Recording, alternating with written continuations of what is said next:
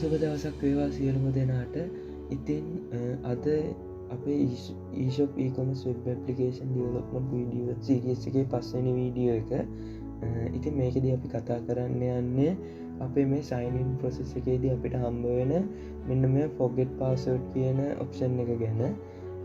ඉතින් මුලින්ම අපි බලමු මොකද්ද මේ forget password කියන්නේ කියලා. ඉතින් forget password එකේදී වෙන්නේ අපේ යූසර් කෙනෙක්ට පාස්වර්ඩ් එක අමතක වුණොත් අපේ යූසර්ට අලුත් පාස්වර්ඩ් එකක් ඇඩ් කරගන්න තමයි මේ forgot password කියන එක තියෙන ඔප්ෂන් එක තියෙන්නේ. ඉතින් අපි දැන් බලමු මේ forgot password කියන ඔප්ෂන් එක කොහොමද වැඩ කරන්නේ කියලා. මේකෙදී අපිට අපේ යූසර් රෙජිස්ටර් වෙලා ඉන්න ඊමේල් එක අවශ්‍ය වෙනවා. අපි ඊමේල් එකක් ටයිප් නොකර මුලින්ම බලමු මේ forgot password කියන බටන් එක ක්ලික් කරලා. එතකොට අපිට error message එකක් එනවා invalid email address කියලා. ඉතින් අපි දැන් අපේ ඊමේල් එකක් ටයිප් කරගෙන forgot password කියන බටන් එක ක්ලික් කරාට පස්සේ අපිට එනවා verification code has sent successfully, please check your email කියලා. ඉතින් මේ වගේ alert එකක් අපිට හම්බෙනවා. ඒ වගේම අපිට මේ වගේ pop up එකක් හම්බෙනවා. ඉතින් අපි මුලින්ම අපේ inbox එකේ ගිහින් බලමු අපේ verification code එක ඇවිත් තියෙනවද කියලා. ඉතින් අපිට මෙන්න මේ විදිහට අපේ email එක ඇවිත් තියෙනවා. ඉතින් මෙතනදී අපිට your verification code is කියලා මෙන්න මේ විදිහට අපිට කෝඩ් එකක් හම්බෙලා තියෙනවා. ඉතින් මෙන්න මේක තමයි අපේ කෝඩ් එක. ඉතින් අපි මේක කොපි කරගමු. ඊට පස්සේ මෙතන අපේ verification code කියන ෆීල්ඩ් එකට අපි මේක enter කරගමු.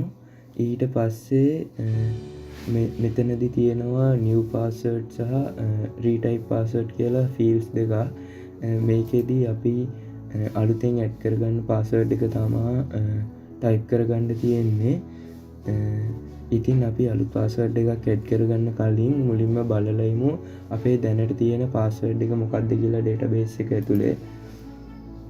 ඉතින් අපි මෙන්න මේ ඊමේල් එකේ පාස්වර්ඩ් එක තමයි වෙනස් කරන්න යන්නේ. ඉතින් දැනට අපේ පාස්වර්ඩ් එක තියෙනවා QWERT කියලා පාස්වර්ඩ් එකක් තමයි දැනට තියෙන්නේ. ඉතින් අපි මෙන්න මේක වෙනස් කරගමු.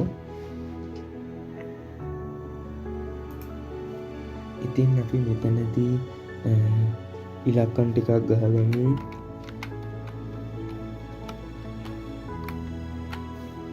ඉතින් අපිට මෙන්න මෙතනදී show කියලා බටන් එකක් තියෙනවා. මේකෙදී අපිට මේ අපි ගහගත්තු පාස්වර්ඩ් එක show කරගන්න පුළුවන්. ඉතින් මම මෙන්න මේ විදිහට තමයි අපේ පාස්වර්ඩ් එක ගහගෙන තියෙන්නේ. ඉතින් අපි මෙතන retype password කියන තැනත් අපේ password එක අපව ගහගමු. හරි. ඉතින් දැන් මම මෙතනදීත් අපේ password එක ආපහු type කරගත්තා. ඊට පස්සේ අපි මෙන්න මේ reset කියන බටන් එක ක්ලික් කරමු. එතකොට අපිට alert එකක් එනවා අපේ password එක updated successful කියලා. ඉතින් අපි දැන් ගිහින් බලමු අපේ database එකේ අපේ password එක update වෙලාද කියලා. ඉතින් අපිට මුලින්ම තාමත් අපේ තියෙන්නේ මේ QWERT කියන password එක. ඉතින් අපි refresh කරලා බලමු. අන්න එතකොට අපිට බලා ගන්න පුළුවන් අපේ password එක වෙනස් වෙලා තියෙනවා. අපි අලුතෙන් type කරගත්තු password එක විදිහට. ඒ වගේම මෙතනදී අපිට බලා ගන්න පුළුවන් අපිට verification code එක අපිට ආපු verification code එක මෙතනදී ඇඩ් වෙලා තියෙනවා අපේ database එකට. හරි. ඉතින් මෙන්න මේ විදිහට තමයි අපේ forget password කියන option එක වැඩ කරන්නේ. ඉතින් අපි දැන් බලමු කොහොමද අපි මේක කෝඩ් කරගෙන තියෙන්නේ කියලා. ඉතින් මේ තමයි අපේ sign in box එක. මේක ඇතුලේ තමයි අපේ forget password කියන option එක තිබ්බේ. ඉතින් මේ forget password එක මම හදාගෙන තියෙන්නේ e tag එකක් ඇතුලේ. ඉතින් ඒ වගේම මේ forgot password කියන එකේ on click එකේදී මම මෙතනින් දාගෙන තියෙනවා forgot password කියලා ෆන්ක්ෂන් එකක් කෝල් කරගෙන තියෙනවා. ඉතින් අපි දැන් ගිහින් බලමු forgot password කියන ෆන්ක්ෂන් එක කොහොමද මම JavaScript ෆයිල් එක ඇතුළේ ක්‍රියේට් කරගෙන තියෙන්නේ කියලා. ඉතින් මේ තමයි අපේ forgot password කියන ෆන්ක්ෂන් එක. මේක ඇතුළේදී මම මුලින්ම කරගෙන තියෙනවා අපේ email කියන input field එකේ ID එකෙන් ඒකේ තියෙන data එක catch කරගෙන තියෙනවා. ඊට පස්සේ මෙතනදී ඒක variable එකකට මම add කරගෙන තියෙනවා email කියලා. ඊට පස්සේ මේකෙදී මම server side එකට අපේ request එකක් යවලා තියෙනවා Ajax හරහා. ඒ request එක තමයි මම මෙතනදී create කරගෙන තියෙන්නේ. ඊට පස්සේ අපි මේක යවන්නේ get method එක හරහා forgetpassword.php කියන ෆයිල් එකට.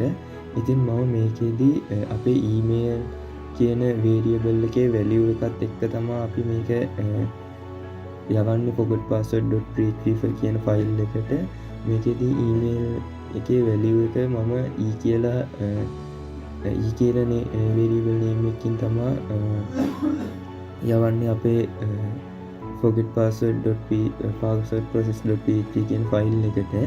ඉතින් අපි දැන් ගිහින් බලමු කොහොමද මේ forgetpassword.process.php කියන ෆයිල් එක මම ක්‍රියේට් කරගෙන තියන්නේ කියලා. ඉතින් මේකෙදී මුලින්ම මම connection ෆයිල් එක include කරගෙන තියෙනවා. මොකද අපේ password එක update කරගන්න අපේ database එකත් එක්ක අපි connection එක හදා ගන්න ඕන. ඒකින්ද අපි මෙතනදී connection file එක include කරගෙන තියෙනවා. ඒ වගේම මෙතනදී smtp.php සහ php mailer කියලා files දෙකක් include කරගෙන තියෙනවා. මේ දෙක මම include කරගෙන තියෙන්නේ අපේ verification code එක අපේ email එකට යන process එකේදී ඒකට අදාළ ඒ වැඩ ටික කරගන්න තමයි මම මේ files දෙක link මෙතනදී include කරගෙන තියෙන්නේ. ඒ වගේම අපේ exception එකට අදාළ file එකකුත් exception.php කියලා මම මෙතනදී include කරගෙන තියෙනවා. ඉතින් ඊට පස්සේ අපේ මම මෙතනදී if clause එකක් ඇතුලේ check කරගෙන තියෙනවා අපේ get method එකෙන් එන response එකේ set කරලා තියෙනවද කියලා email එකක්. ඉතින් එහෙම email එකක් set කරලා තියෙනවා නම් ඒ එන email එක අපි මෙතනදී variable එකකට දාගෙන තියෙනවා email කියලා. ඊට පස්සේ මෙතනදී මම search කරගෙන තියෙනවා අපේ database එකේ user කියන table එකේ email කියන column එකේ අපිට මේ එන email එකෙන් අපේ users ලා ඉන්නවද කියලා. ඉතින් එන result ටික මම n කියලා variable එකකින් අල්ලගෙන තියෙනවා. ඉතින් ඊට පස්සේ මම මෙතනදී ආයෙත් if clause එකක් දාගෙන check කරගෙන තියෙනවා n කියන variable එක සමානයිද කියලා එකට. ඒ කියන්නේ අපේ මෙතනදී අපි බලාගත්ත අපේ email එකට අදාළ results වල row count එක assign කරගත්ත n කියන variable එකට.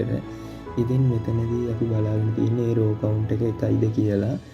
1යි නම් ඒ කියන්නේ අපේ user කෙනෙක් ඉන්නවා නම් මෙතනදී මම unique id එකක් generate කරගෙන තියෙනවා. ඊට පස්සේ ඒක මම code කියලා variable එකකට assign කරගෙන තියෙනවා. ඊට පස්සේ මම මෙතනදී කරගෙන තියෙන්නේ අපේ user කියන table එකේ අපේ email එකට අදාළ row එකේ verification code කියන column එකට මම මෙතනදී add කරගෙන තියෙනවා code කියන අපි මෙතනදී generate කරගත්තු unique id එක. ඊට පස්සේ මෙතනදී අපි අපේ email එකට අපේ ඒ verification code එක send කරගන්න email එක තමයි අපි මෙතනදී set කරගෙන තියෙන්නේ. ඉතින් email එකේ subject එක විදිහට අපි දාලා තියෙන්නේ each of forgot password verification code කියලා. ඉතින් body content එක විදිහට අපි දාගෙන තියෙනවා your verification code is කියලා අපි generate කරගත්තු code එක මෙතනින් add කරගෙන තියෙනවා. ඉතින් මෙන්න මේ විදිහට තමයි අපේ email එක අපේ user ට යන්නේ verification code එකත් එක්ක. ඊට පස්සේ අපි මෙතනදී අපේ if එකක් දාලා set කරගෙන තියෙනවා අපේ code එක ගියේ නැත්තම් ඒ කියන්නේ email එක not send නම් අපිට එකෝ වෙනවා verification code sending failed කියලා. එහෙම නැත්නම් ඒ කියන්නේ අපේ මේල් එක send වුණා නම් අපි එකක් දාගෙන තියෙනවා success කියලා. ඊට පස්සේ අපි මෙතනදී අපේ if clause එක බලාගත්ත n සම $n සමාන කියන්නේ අපේ n කියන variable එක සමානද එකට කියලා. මෙතනදී තියෙන්නේ එකට සමාන නැත්නම් ඒ කියන්නේ variable rows ගන්න බිඳුවයි නම් අපේ එකව කරගෙන තියෙනවා invalid email address කියලා. ඊටත් පස්සේ අපි මෙතනදී mails එක තියෙන්නේ අපේ මෙතනදී අපි check කරගෙන තියෙනවා අපේ get method එකේදී e කියලා name එකට කියන්නේ email එකක් set වෙලා e කියලා name එක set වෙලා ඇවිත් තියෙනවද කියලා email value එකත් එක්ක. එහෙම නැත්නම් අපි මෙතනදී එකව කරගෙන තියෙනවා please enter your email address in field කියලා. ඉතින් මෙන්න මේ විදිහට තමා අපේ forgot password php කියන process.php කියන ෆයිල් එක මම ක්‍රියේට් කරගෙන තියෙන්නේ. ඊට පස්සේ අපි බලමු දැන් කොහොමද අපේ password එක රීසෙට් වෙන process එක කොහොමද අපි සිද්ධ කරගන්නේ කියලා. ඉතින් මේ තමා අපේ password එක verification code එක ගියාට පස්සේ අපිට pop up එකක් හම් වෙනවා. ඉතින් මේක තමයි තියෙන pop up එකට අදාළ design එක මම කරගෙන තියෙන විදිහ. මේකෙදී ඒකෙත් අපිට reset කියන බටන් එක ක්ලික් කරාට පස්සේ අපිට ඒක on click එකේදී reset password කියලා function එකක් call කරගෙන තියෙනවා. ඒ වගේම මෙතන අපේ show buttons දෙකක් තිබ්බා අපේ password එක show කරගන්න. ඒකට මම මෙතනදී functions දෙකක් හදාගෙන තියෙනවා show password කියලා ඒ show buttons එකට අදාළව. ඒ වගේම මේ input fields වලට මම IDs දීගෙන තියෙනවා. පළවෙනි input field එකට np කියලා. ඊට පස්සේ retype input field එකට rnp කියලා ID එකක් දීගෙන තියෙනවා. ඒ වගේම අපේ verification code එක enter කරන්න තියෙන input field එකට මම vcode කියලා ID එකක් දීලා තියෙනවා. ඉතින් අපි දැන් ගිහින් බලමු අපේ reset කියන function එක call වෙද්දී function එක කොහොමද අපි හදාගෙන තියෙන්නේ කියලා.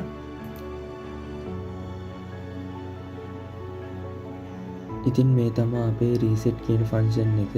මේකෙදී මම අපේ